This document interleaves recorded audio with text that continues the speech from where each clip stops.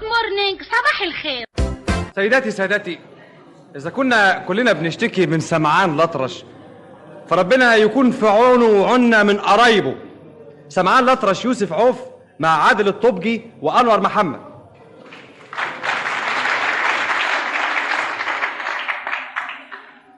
اهلا اهلا سمعان. أهلا، إزيك يا أبو دان؟ وحشني قوي يا سمعان. والله القلوب عند بعضها يا ابن خالتي. يا سلام، ابن حلال والله. ده انا كنت لسه بفكر فيك حالا وبقول مفيش غيرك اللي يحل المشكله دي. يا خبر، ده أنا تحت أمرك.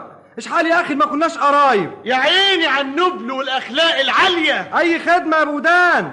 باختصار انا قصدك في 5 جنيه سلف. على رأيك يقطع الخلف وسنين الخلف. خلف ايه؟ انا بطلب منك فلوس. أنا جاموس. يا ساتر يا ساتر، هو انت ما تصدق الواحد يطلب منك حاجه تروح عامل اطرش؟ مفرش ايه؟ لازم مفرش السفرة. يا ناس يا ناس، انا في عرض السيده. هتعزمنا على الغدا. خالتك اسمها هدى؟ حماتك اشتغلت معددة.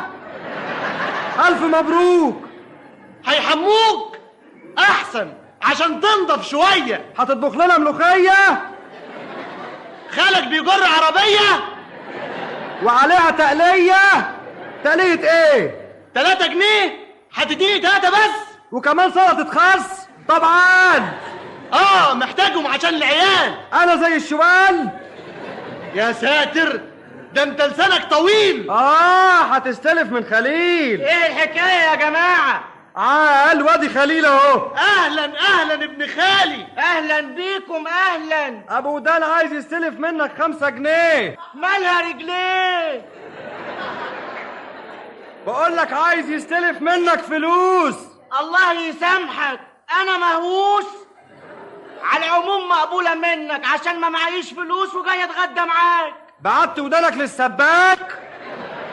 لا، ده بيقول لك عازمنا عند السماك.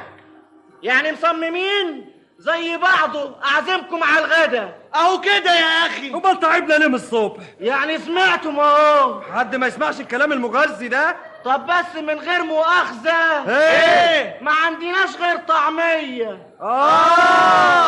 جاتك رزية.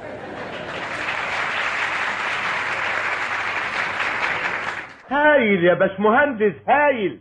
اقفل على كده.